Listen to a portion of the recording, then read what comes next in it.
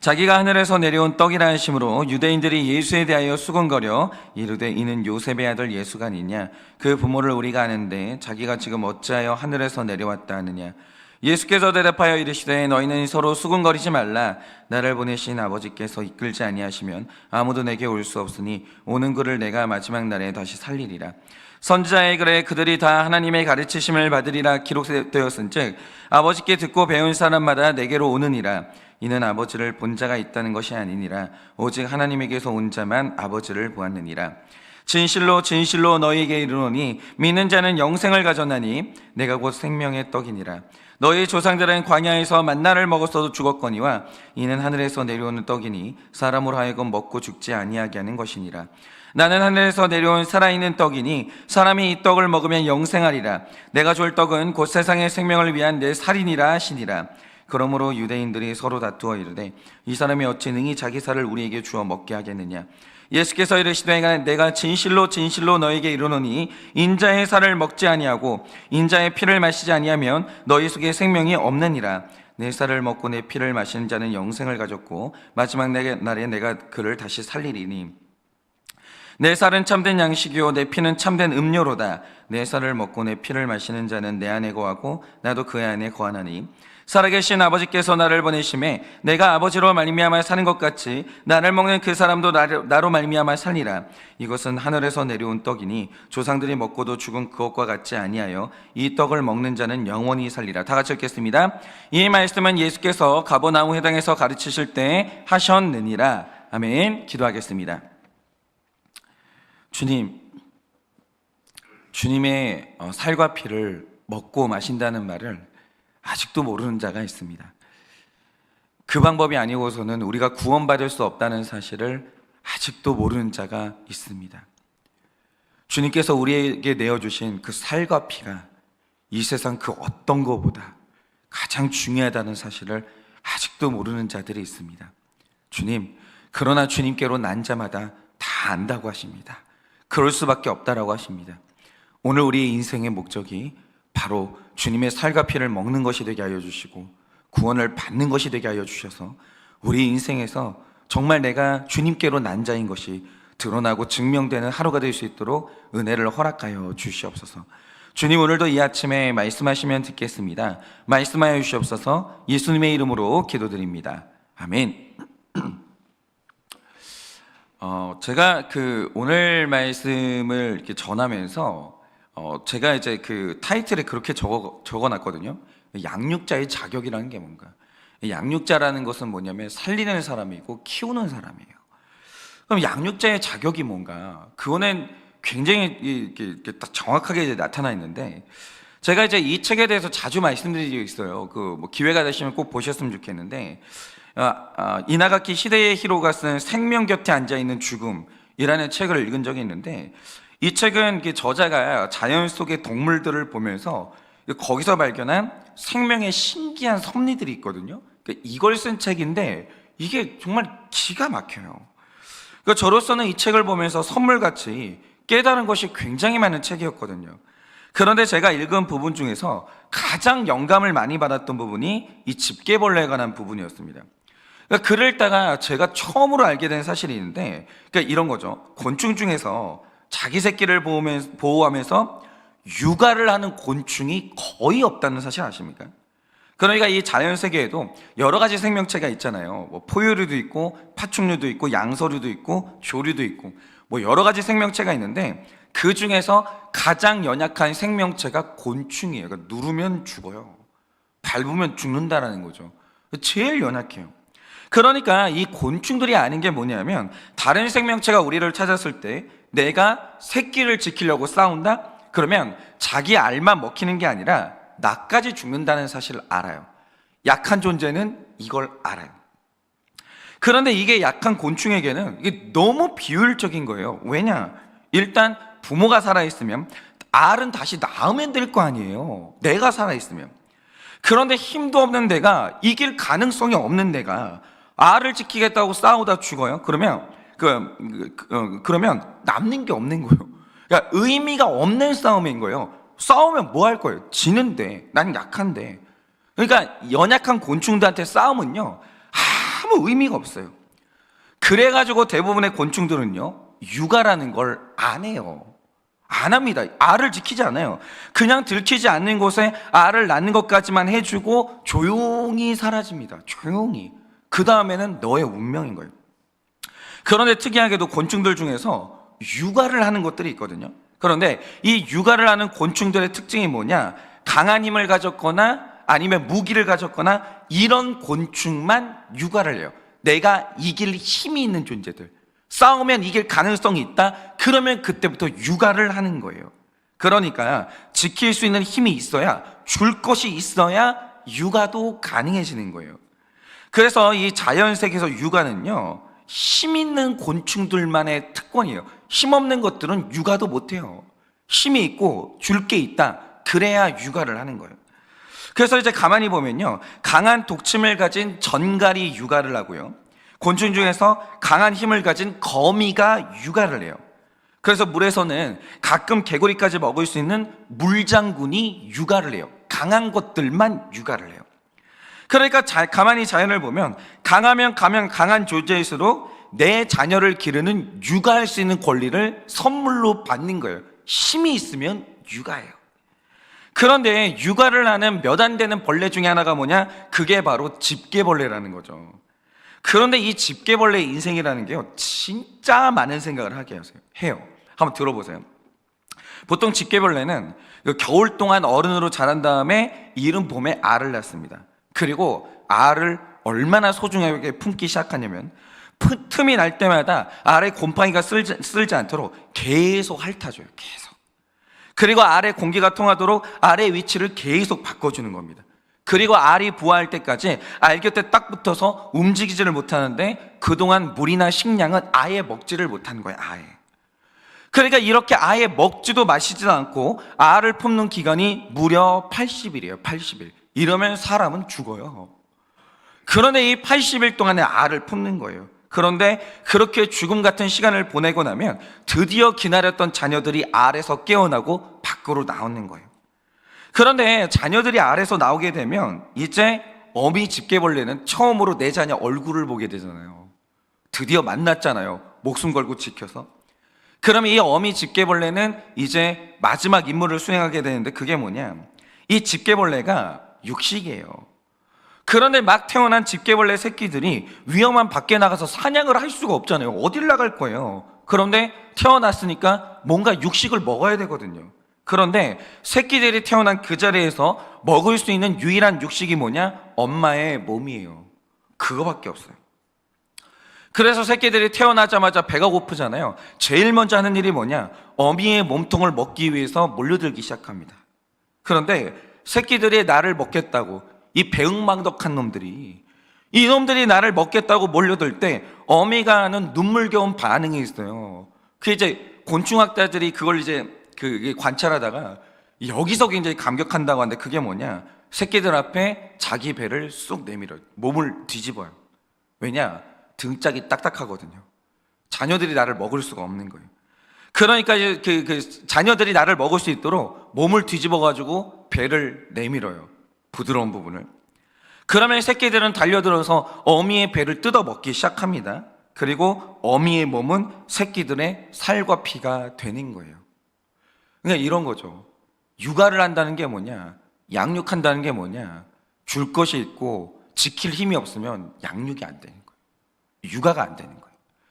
그러니까 육아를 한다는 것은 뭐냐면 줄 게 있어야 되는 거예요. 줄 수 있어야 되는 거예요. 지킬 수 있어야 되는 거예요. 목숨 걸고. 그런데 이 자연의 섭리가 절묘한 게 뭐냐? 새끼들이 어미의 몸을 다 파먹을 쯤이 되면 그때 마침 봄이 와요. 그러면 엄마의 몸을 먹고 강해진 새끼들은요, 남겨진 어미의 껍질만 남겨둔 채로 넓은 세상을 향해서 이제 또다시 나가게 되는 거죠.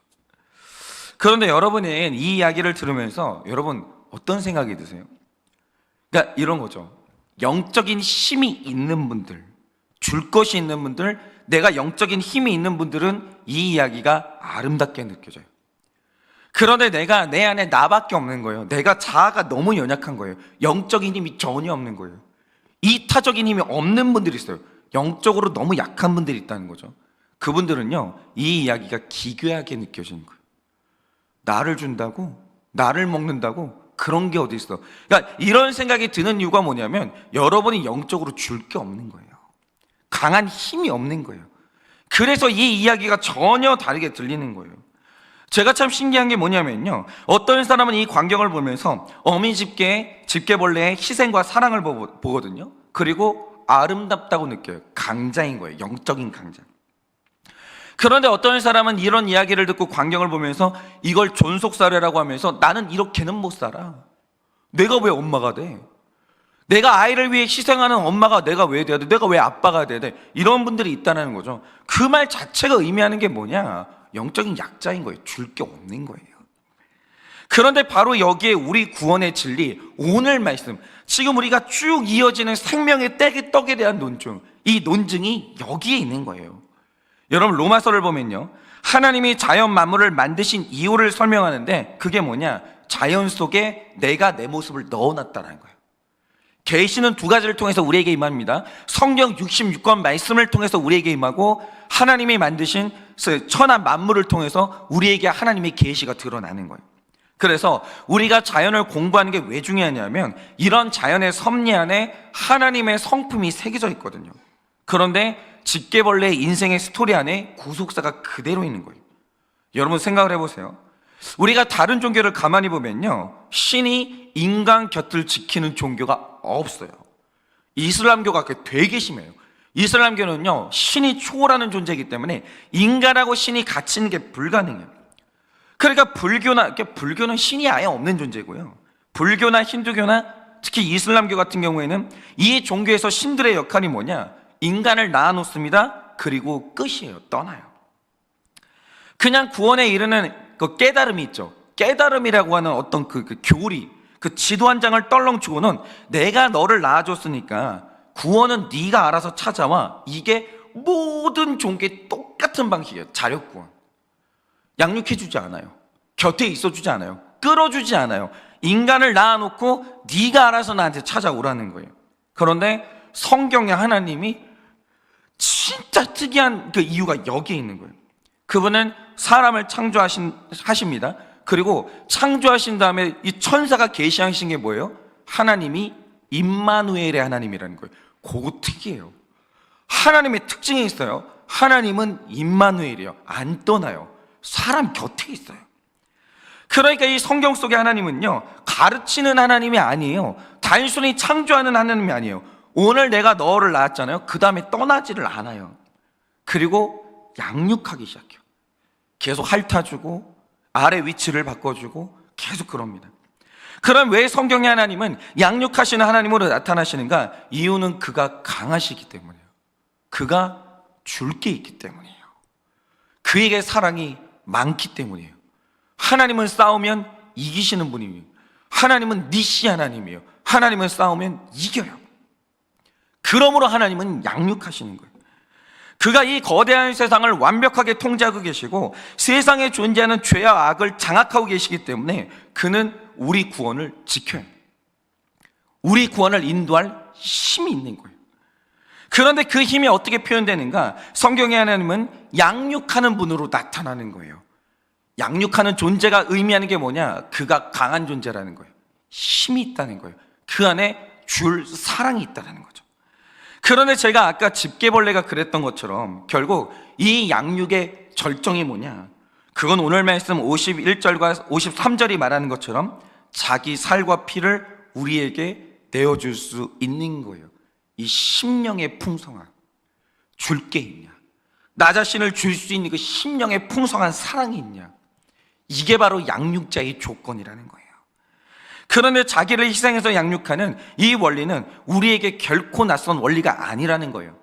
하나님이 만드신 창조의 질서 안에 이게 다 있는 거예요. 강한 것들은 자기를 내어줘요. 곤충 중에서 진짜 강한 게 사마귀잖아요. 사마귀는요, 이 짝짓기를 하고 난 다음에 수컷이 암컷에게 자기 몸을 통째로 내줘요. 근데 제가 말씀드렸지만 수컷의 몸통을 먹고 알을 낳은 이 암컷은요, 그 알의 질과 수가 개수가 완전히 달라지는 거예요. 줄 수 있냐 이거예요. 줄 수 있냐. 이미 자연의 강한 존재들은요, 자기 살과 피를 내줘요. 그러면서 다음 세대를 양육하는 거예요. 그런데 자연 세계에서 이걸 이상하게 여기는 이 자연 만물이 있냐? 없어요. 강한 것들은 이걸 자랑해요. 강한 것들은 이것을 자기의 특권으로 하는 거예요. 그리고 약한 다음 세대가 일어나려면 자기의 전부를 내어주는 이 양육자는 있어야 되는 거예요. 저는 43절 말씀처럼 도대체 이게 왜 이해가 안 되는 줄을 모르겠어요. 그러니까 이 세대가 영적으로 점점 약해지고 있다는 게 그 증거가 여기에 있는 거예요. 예전에 어른들은요, 자기를 내어줬어요. 내 살과 피를 내어줬어요. 자식 앞에 이기적인 부모가 없었어요. 그거 당연하게 여겼습니다. 내 살을 주고 내 피를 마셔서 내 자녀 양육하는 건 그거는 어미의 특권이었어요. 근데 이 세대는 이상해요. 나를 안 줘요. 자식이 죽어가도, 자식이 아파도 나를 희생을 안 시켜요. 나를 안 줘요. 그리고 자녀들은 점점 아파지는 거예요. 이게 이 세대의 특징인데, 그럼 이 세대의 특징이 일어나는 이유가 뭐겠습니까? 똑똑해져서 개화가 돼서 천만의 말씀이에요. 영적으로 약해진 거예요. 줄 게 없는 거예요. 그러니까 이 말세의 특징 중에 하나가 뭐냐? 분명히 말하죠. 사람마다 자기만 사랑해요. 그러니까 자기만 사랑한다는 말의 뜻이 뭐냐? 남을 사랑할 힘이 전혀 없는 거예요. 줄 게 없는 거예요. 그런데 줄 게 없는 연약한 자들이 자식을 낳아놓으니까 그 다음에 일어나는 일이 뭐냐? 양육을 안 해요. 양육. 이게 문제인 거죠. 교회마다 여러분 좋은 교회가 뭐예요? 양육할 힘을 가진 지도자들이 있냐 이거예요. 내 살과 피를 내줄 수 있는 지도자가 있냐 이거예요. 근데 중요한 게 뭐냐? 목사가 돼놓고, 목자님이 돼놓고, 장로님, 권사님이 돼놓고 줄 게 없는 거예요. 자기를 안 줘요. 내놓을 게 없는 거예요. 그리고 내가 왜 줘야 되냐고 얘기를 하는 거예요. 그게 뭐냐? 영적인 힘이 없는 거예요. 양육하지 못하는 교회는 좋은 교회가 아니에요. 양육이 뭐예요? 내 살과 피를 내주는 거예요. 그리고 다음 세대에게 좋은 교회를 물려주는 거예요. 그걸 할 줄 모르는 교회는요, 그건 교회가 아니에요. 그건 목사도 아니고 장로님도 아니고 권사님도 아니에요. 부모도 아니에요. 그게 바로 연약한 교회라는 거죠. 양육할 수가 없는 교회. 그런데 왜 이 복음을 들었을 때 누군가는 이게 이해가 안 되는 거예요. 이게 뭐냐 이거죠. 그런데 누군가는 52절 말씀처럼 이 복음 때문에 다툽니다. 이유가 뭐겠습니까? 자기 안에 약한 인간을 변화시킬 양육할 힘이 없고 내 안에 살과 피를 내줄 만한 사랑의 힘이 없기 때문이에요. 그런데 내 안에 그런 힘이 없으면 자기 약함을 인정하고 내 구원을 위해 살과 피를 내주시는 그 양육자한테 가야 될 거 아니에요. 그런데 내 살과 피를 내주는 양육자의 복음을 들을 때 악한 인간의 반응이 뭔지 아십니까? 세상에 그런 게 어디 있냐고 다투는 거예요. 그러니까 이런 거죠. 복음을 들을 때 복음이 싫은 이유가 있어요. 복음은요, 다른 게 아니에요. 살과 피를 내주는 게 복음이에요. 일체 다른 복음이 없어요. 살과 피를 안 내주고 무슨 기적을 이렇게, 그런 건 기독교가 아니에요. 기독교의 진짜 기적은 뭐냐? 어느 날 하나님이 우리를 살리려고 자기 몸을 통째로 내주는 거예요.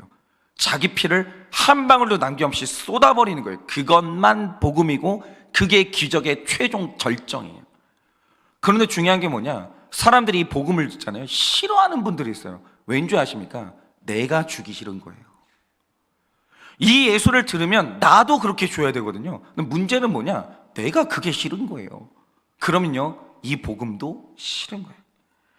제가 한 번은 굉장히 유명한 그 무신론자죠. 이 버트란드 러셀이 쓴 나는 왜 기독교인이 아닌가, 이 책의 비평을 본 적이 있는데, 제가 가만히 보면 복음을 듣고 감동하는 게 아니라 복음을 듣고 다투는 사람들의 공통점이 있어요. 우리처럼 복음 듣고 다 감격하는 게 아니에요. 복음 듣고 이렇게 기괴한 이야기가 있냐, 이런 사람들이 있다라는 거죠. 그러니까 이 사람들의 특징이 뭐냐면 사람이 가진 연약함을 경멸한다는 거예요. 특별히 러셀 같은 경우에 그는 인간의 나약함을 굉장히 경멸했습니다. 종교, 특별히 기독교를 나약함이라는 질병이 낳은 증상, 이걸로 봤다라는 거죠. 인간이 나약하면 종교에 의존한다 이거예요. 그러니까 사람이 나약함이라는 질병에 걸렸을 때 꼭 나오는 증상이 뭐냐면 그 사람 안에서 신이라는 존재를 탄생시킨다는 거예요. 강한 사람은 신이 필요가 없다라는 거예요. 그러니까 이 복음의 내용이죠. 우리가 구원을 받으려면 나를 양육해주는 하나님이 필요하고 나를 위해 살과 피를 내주시는 그 사랑을 믿지 않으면 구원받을 수 없다라는 말을 들을 때 그 말을 질색하고 복음 때문에 다투는 사람의 특징은 나는 하나님이 필요 없을 만큼 다 강하고 도덕적이라는 자기 확신이 있는 거예요. 근데 그게 바로 자기 착각이라는 거죠. 강한 것들이 자기를 내어주는 거예요. 강한 것들이 도움을 받는 거예요. 그걸 모르는 거예요. 여러분, 이 복음이 나약한 자들의 이 병적인 증상이라고 보는 자들은 착각하는 게 있어요. 그게 뭐냐면 자기 안에도 남을 향해 그걸 줄 힘이 없는 거예요. 그러니까 이 복음이 싫은 거예요. 나약하니까 복음이 인정이 안 되는 거예요. 그러니까 복음을 믿냐 이 문제는 이성과 지식의 문제가 아니라 나를 어떻게 보느냐, 내 주제 파악하고 있냐, 그 문제라는 거예요. 그런데 저는 이런 사람들이 너무 안타까운 게 뭐냐면요, 새끼 집게벌레가 막 깨어났을 때 그 좁고 안전한 환경이 세상의 전부가 아니거든요. 여러분, 왜 어미 집게벌레가 자기 살과 피를 먹이면서 새끼를 더 강하게 양육을 하겠습니까?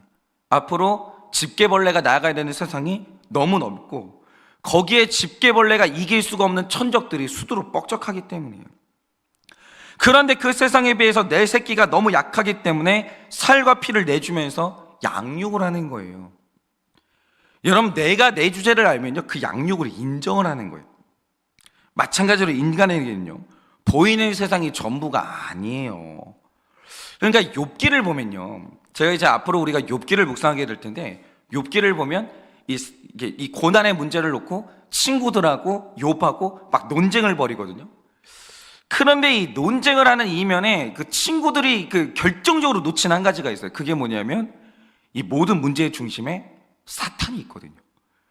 그런데 이게 구약 시대의 한계인데 욥과 욥의 친구들이 하나 모르는 게 뭐냐면 사탄의 존재를 몰라요. 여러분, 우리가 세상을 살면서 여러 가지 죄를 짓잖아요. 넘어지잖아요. 그 중심에 사탄이 있다는 사실 아십니까? 귀신이 있어요. 사탄이 있어요. 문제는 뭐냐면 우리가 사탄 못 이기는데 사람들이 그걸 모르는 거예요. 영적인 세계가 얼마나 넓은지 아십니까? 영적인 세계가 얼마나 복잡한지 아십니까? 저 세계에 우리 눈에 보이지 않는 천사가 있고 사탄이 있고 계급들이 있다는 거죠. 하늘에 악한 영들이 있어요. 그걸 우리가 어떻게 이겨요? 그걸 우리가 어떻게 이길 거예요? 이 영적인 세계를 모르니까 자기가 강하다고 착각을 하는 거예요. 영적인 세계의 존재를요, 사람이 못 이겨요. 얼마나 위험한 존재들이 많고 얼마나 이상한 세계인데 그걸 모르는 거예요.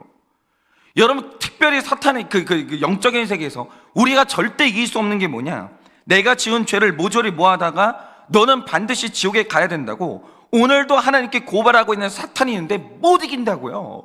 못 이겨요. 이길 수가 없는 거예요. 논리로 이겨요? 어떻게 이길 거예요?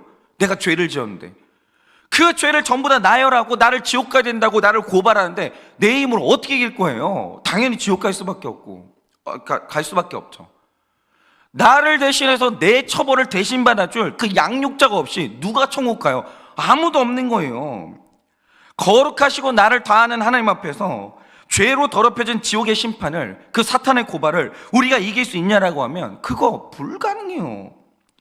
그런데 이렇게 약하고 약한 내가 이 모든 것을 넘어서서 구원에 이를 수 있는 유일한 방법이 뭐냐? 내 힘으로 불가하다라는 거죠. 그게 바로 진리예요. 내 힘으로 불가해요. 오직 내 부모 되시는 예수님이 나와 영원히 임마누엘로 함께 하시고 자신의 살과 피를 내주심으로써 강한 거룩으로 나를 양육하지 않으면 그 누구도 지옥은 못 피해요. 지옥은 못 피해요. 예수님 없이 죽어서 눈을 떠서 영적인 세계로 던져줘 보세요. 지옥이에요. 지옥이에요. 어떻게 이길 거예요? 내가 죽는 즉시 나를 지옥 가야 된다고 고발하는 사탄이 몰려들기 시작해요. 어떻게 이길 거예요? 그거를 어떻게 이겨요? 예수님이 딱 붙어서 살과 피를 주님 앞에 보여주면서 보십시오, 내가 이 사람을 구원하기 위해서 피를 흘렸노라고, 내가 이 사람을 구원하기 위해서 살을 바쳤노라고, 이 변호가 있지 않으면, 강력한 변호하심이 있지 않으면 그 누구도 천국에 못 가요. 그걸 모르는 거예요. 이 양육자가 우리 삶에는 있어야 되는 거죠. 그러니까 이 땅에서 복 중의 복이 뭔지 아십니까? 예수님 없는 내가 얼마나 초라하고 찌질한지, 죽는 그 순간 내가 갈 곳은 지옥밖에 없다라는 이 연약함과 초라함을 깨닫는 게 복 중의 복이라는 거죠. 나는 주님의 살과 피가 필요해. 여러분, 이 집게벌레 새끼들이 제일 잘한 게 뭐예요? 내가 엄마의 몸을 먹지 않고서는 밖에 나가서 이길 힘이 없어. 이걸 알면 어미에게 몰려드는 거예요. 오늘 주님이 말씀하시는 게 뭐예요? 살과 피를 줄게. 넌 내 살과 피를 먹지 않으면 절대로 영적인 세계에서 살아남을 수가 없어. 너 구원 못 받아. 이걸 말씀하시는데 이걸 깨닫는 게 복이라는 거죠. 내가 이거밖에 안 되는구나.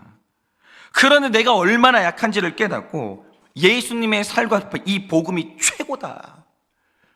여러분, 세상에 뭐 대학 합격? 성취? 좋죠. 좋아요. 저 목사 같은 경우에도 우리 교회가 부흥하는 거, 목사 인생에 대접받는 거, 사랑받는 거 중요하죠. 근데 그럼 뭐 할 거냐고요? 그게 우리로 하여금 천국에 가게 만드냐고요. 사탄은요, 성공했냐고 묻지 않아요. 사탄은요, 네 학벌이 뭐냐고 묻지 않아요. 그거랑 천국은 아무 상관이 없어요. 사탄은요, 네가 살아있는 날 동안 통장 잔고에 얼마를 모았냐고 묻지 않아요. 그거는 이 땅에서 필요한 거예요. 오직 사탄이 딱 하나 물어보는 게 뭐냐? 너에게 예수의 살과 피가 있냐? 너를 대신해서 죽어주신 예수의 보혈이 있냐? 이것만 묻는다고요. 이게 얼마나 중요한지를 몰라요. 근데 이게 최고인 줄 아는 사람, 인생의 목적 다른 거 없더라고. 구원이더라고.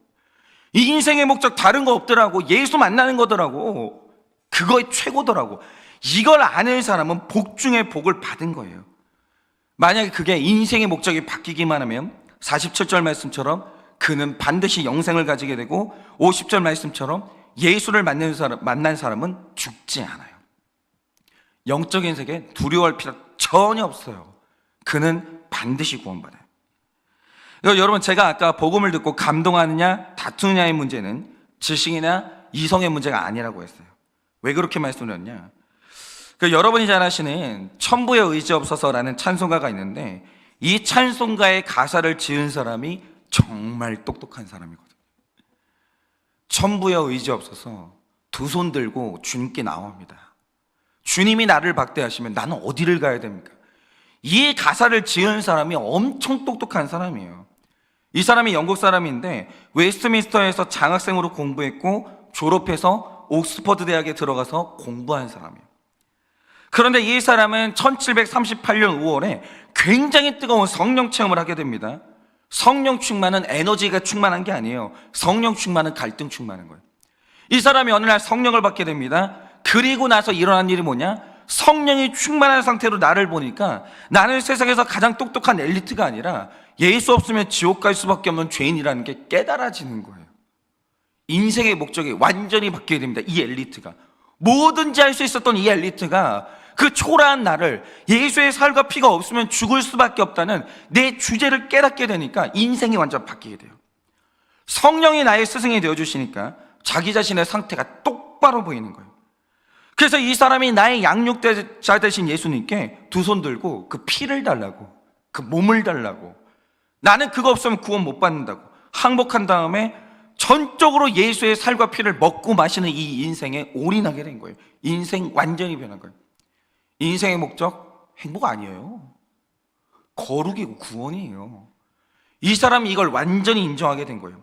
그리고 나서 지은 시가 뭐냐? 이게 바로 천부의 의지 없어서 이 찬양인데, 하늘 아버지가 없으면 아무것도 할 수 없다는 이 철저한 고백을 하는 사람이 누구냐면 오늘날 감리교를 창시한 찰스 웨슬레예요. 이 사람 완전 엘리트예요. 근데 이 엘리트가 성령 받으니까 그 지식의 정점에서 깨달은 게 뭐냐? 내가 아무것도 아니구나. 주 예수 그리스도의 살과 피가 없으면 나는 지옥에 갈 수밖에 없는 존재구나. 이게 바로 지성의 절정이라는 거예요. 이 사람이 세상 모든 사람에게 인정받는 엘리트였고 집안 좋았습니다. 그런데 그가 복음을 듣는 순간 다투지 않았어요. 너무너무 아름다운 거예요. 너무너무 인정이 되는 거예요. 나는 지옥에 갈 수밖에 없는 존재인데 나를 살리려고 예수가 피를 흘리고 자기 몸을 통째로 내주셨다는 거예요. 너무 아름다운 거예요. 너무. 이 아름다움, 이게 깨달아지시냐 이거죠. 그의 나의 양육자 대신 예수의 복음이 아름답냐 이거예요. 예수 없는 내가 얼마나 약한지 똑똑히 알게 되면 여러분 그 복음이 아름다워지는 거예요. 그는 인간의 약함을 질병으로 보지 않았어요. 그는 인간의 약함이 주 예수 그리스도와 만나는 복 중의 복이라는 걸 알아본 사람이에요. 그리고 그는 일평생 하나님의 종으로 쓰임받고 붙들림받다가 사단의 모든 고소를 넘어서서 예수님과 함께 천국에 가는 거예요. 여러분, 바로 이겁니다. 여러분, 복음을 들으면 어떤 생각이 드세요? 예수님이 우리를 위해 살과 피를 통째로 내어주셨다. 그리고 우리도 그렇게 돼야 된다. 여러분, 이 복음을 들을 때 여러분은 어떤 생각이 드십니까? 만약에 오늘 내가 철저하게 100% 악하고 내가 너무 약하다는 사실을 깨달아진 분은 이 복음이 아름답게 들리는 거예요. 그리고 나 또한 나의 몸과 살과 피를 내주는 것이 아깝지가 않은 거예요. 이게 아름다움이 돼야 돼요. 그런데 아직도 이 교만하신 분들은 이 복음 가운데서 하나님하고 다투고 자존감이 낮아지신다면 여러분은 아직도 너무너무 연약한 거예요. 그런데 그 연약함, 심지어 인정도 하지 못하는 연약함의 극치에 있으신 분들인 거예요. 여러분, 내가 약하다는 것을 성령님이, 약하다는 이 사실은요, 성령님이 우리에게 가르칠 수 있는 최고의 지식이에요. 제가 다시 말씀드리지만 인간은 까보면 다 찌질해요. 잘난 인간이 어디 있어요? 없어요. 다 약해요. 위기의 순간이 되고 몰리잖아요. 다 이기적이에요. 자식이 어디 있어요? 배우자가 어디 있어요? 부모 형제가 어디 있어요? 물질에 눈 돌아가잖아요. 부모 형제 없어요. 다 피튀이고 전쟁이에요. 그게 인간이에요. 그런데 그런 나를 보기만 하면 예수 그리스도를 붙들 수밖에 없는 거예요. 그런 내가 인정이 안 되면 복음이 우스워지는 거예요. 복음이 복음으로 들리지를 않는 거예요. 여러분, 오늘 하나님이 이런 나의 죄를 보게 하시고 이런 나를 깨닫게 하시려고 나를 연약하게 만드십니다. 그의 고통을 주시려고 그러시는 게 아니에요. 인생 최고의 깨달음을 얻으라고. 너는 죄인이고 너를 구원할 분이 예수님밖에 없다는 이 인생 최고의 황홀한 이 진리를 깨달으라고 하나님이 오늘 여러분에게 연약함을 선물하시고 여러분의 죄를 드러내시는 겁니다. 그러니 오늘 여러분이 약해지시는 사건, 내 더러운 실체가 드러나는 그 수치스러운 사건이 일어났거든. 나에게 최고의 선물인 예수님의 살과 피를 주시는 하나님의 섭리인 것을 깨달아 그 복음과 다투지 아니하시고 복음을 즐기고 오늘 구원받는 여러분 되시기를 예수님의 이름으로 축원합니다. 이 시간 제가 기도하고 축도함으로 예배를 마치겠습니다. 기도하겠습니다. 주님, 부끄러운 것이 뭐가 있겠습니까? 주님 앞에 다 고백합니다. 주님, 저는 연약합니다. 저는 오늘도 넘어질 것입니다. 저는 오늘 똑바로 설 수가 없습니다. 주님 앞에 부끄러운 것밖에 없는 위선자입니다. 입만 열면 나를 방어하기 위해서 거짓말이 나오고 변명이 나오는 것이 저입니다. 주님, 저는 너무 초라합니다. 아무것도 아닙니다. 열등감 투성이고 비교의식밖에 없고 이기고 또 이기면 살 수가 없어서 그렇게 늘 이기려고 하는 악바리가 저입니다. 주님, 제가 이거밖에 안 되기 때문에 예수 없으면 저는 천국에 못 갑니다.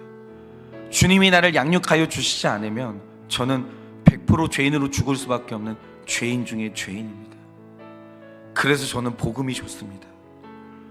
복음이 저의 살 길입니다. 예수가 아름답습니다.